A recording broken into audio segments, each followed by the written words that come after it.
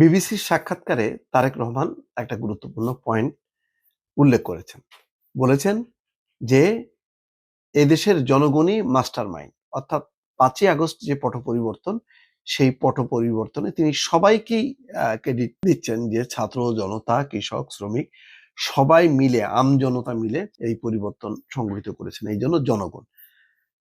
এই কথাটা তারেক রহমান যখন বলছেন, ঠিক তার বিপরীতে বেশ বছরখানেক আগে নিশ্চয়ই মনে আছে ডক্টর মোহাম্মদ ইউনূস সেই নিউ ইয়র্কের একটা অনুষ্ঠানে মাহফুজ আলমকে, মানে এর জাতিসংঘের এই অধিবেশনের আগের অধিবেশনে ক্লিনটনের একটা অনুষ্ঠানে, বিল ক্লিনটনের, সেখানে মাহফুজ আলমকে মাস্টার মাইন্ড হিসেবে পরিচয় করিয়ে দিয়েছিলেন। এছাড়াও প্রায় প্রায় তিনি যখন যেই অনুষ্ঠানে যান, ছাত্রদেরকে ক্রেডিট দেওয়ার চেষ্টা করেন।